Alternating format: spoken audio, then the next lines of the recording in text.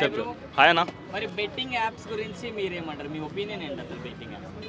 First ఇన్ఫ్లుయెన్సర్లు అంతా ఇట్లా ప్రమోషన్ దాన్ని బెట్టింగ్ యాప్స్ని ప్రమోట్ చేసి ఇన్స్టాగ్రామ్లోకి రండి గివ్వేస్ ఇస్తాము అని చెప్పి నా కొడుకులందరినీ లోపల పడేయాలన్న. ఎందుకంటే ఫస్ట్ థింగ్ రీసెంట్గా ఒక 1 వీక్ బ్యాక్ మన తెలంగాణ స్టేట్ నుంచి గవర్నమెంట్ ఎంప్లాయ్ తను పింఛింగ్ కోసం వచ్చిన డబ్బులంతా బెట్టింగ్ యాప్స్లో పెట్టేసి బయటికి రోడ్డు మీదకి వచ్చి వన్ వీక్ ఏమో అండర్ గ్రౌండ్లో ఉండి బయటకు వచ్చి వాళ్ళ పిల్లలు ఇద్దరు చేతిలో పట్టుకొనేసి వాళ్ళ వైఫ్ని రోడ్డు మీద నిలబెట్టించి రేవంత్ సార్ని అడుక్కున్నాడు. ఒక 1 మంత్ టైం ఇవ్వండి, ఎంతైతే నేను బెట్టింగ్ యాప్స్లో పోగొట్టానో అంతా మళ్ళీ నేను ప్రజలకు పంచుతా అనేసి ఆ స్టేజ్ దిగజారిపోతున్నారు ఈ ఇన్ఫ్లుయెన్సర్స్.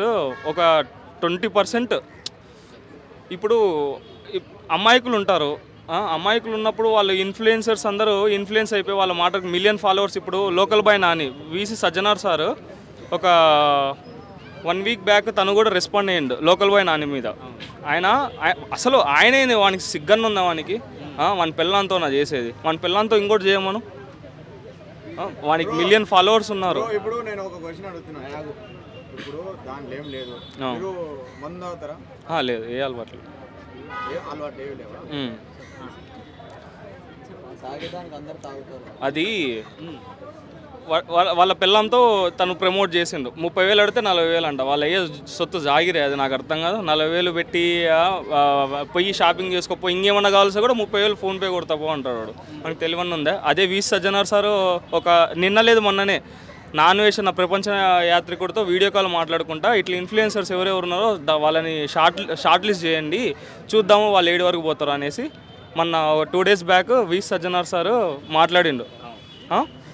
ఇంకా ఇలా చాలా ఇప్పుడు మిడిల్ క్లాస్ పీపుల్స్ ఏమవుతారంటే వాళ్ళని ట్రస్ట్ చేసి వాళ్ళని నమ్మి ఇట్లా బెట్టింగ్ యాప్స్ని ప్రమోట్ చేసుకుంటా వాళ్ళనే ఫాలో అవుతూ ఒక 1 రూపీ పడితే 1 రూపీ వస్తుంది అనుకొని ఎవరైనా పడే వాళ్ళు ఉంటారు.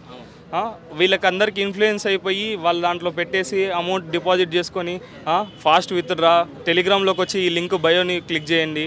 ఈరోజు బయో సన్ యాదవ్ కూడా ఈరోజు అరెస్ట్ కావడం జరిగింది. ఎంత తొందరగా అయితే అంత తొందరగా ఇన్ఫ్లుయెన్సర్స్ అంటే అందరూ మారుతారని, బెట్టింగ్ వేసే వాళ్ళందరూ మారుతారని చెప్పలేం. కానీ ఒక 30% ఇలా పెద్ద పెద్ద ఐఏఎస్ ఐపీఎస్ ఆఫీసర్స్ కూడా దీని మీద కొంచెం కాన్సన్ట్రేషన్ పెట్టి ఆపిస్తే ఒక 30% క్యూర్ అయిపోయినా 70% క్యూర్ అయిపోయినా 30% లోపల ఆడేవాళ్ళు ఉంటారు. ఇప్పుడు గవర్నమెంట్ కూడా చాలా యాప్స్ ప్రమోట్ చేసి, అంటే పెద్ద పెద్ద స్టార్స్ కూడా గవర్నమెంట్ యాప్స్ని ప్రమోట్ చేసి వాళ్ళు జిఎస్టీ ట్యాక్స్ సర్టెన్ అమౌంట్ వరకే వాళ్ళు రిస్ట్రిక్షన్స్ పెట్టిండ్రు. అదే కొన్ని బ్యాన్ అయిన యాప్స్ అట్లేం రిస్ట్రిక్షన్స్ లేవు. బ్రో ఇప్పుడు పాన్ పరాగులు ఇలాంటి గోల్డెన్ బొమ్మలు పెడతారు, అవి ఆరోగ్యానికి హానికరమే. తింటే ఇంకా డేంజర్, క్యాన్సర్ వస్తాయి, రోగాలు వస్తాయి, చచ్చిపోతారు. మందు తాగద్దు అంటారు, దాని మీద మద్యపాన హానికరం ఉంటుంది, యాడ్ చేస్తారు. పాన్ పొరాలు గుట్కాలు నమ్ముతారు, నమ్ముతారు. కానీ నువ్వు నమ్ముతున్నావా? లేదు, అలవాటు లేదు కదా, నీకు ఇష్టం లేదు, నువ్వు నమ్మంటే ఆరోగ్యం ఖరాబ్ అవుతుంది. అదే విధంగా బెట్టింగ్ లో ఎవరైతే పెట్టుబడి పెట్టాలనుకుంటున్నావారో నువ్వు పెట్టట్లేవు, నీకు దాని గురించి తెలుసు, దాని మీద వాడు తెలుసు నాశనం అయితే అని తెలిసి వాడు బెట్టింగ్ పెడుతున్నాడంటే ఎవరికి నష్టం? చచ్చిపోతా అని తెలిసి వాడు గుట్కెత్తున్నా. నువ్వు చెప్పేది కరెక్టేనా?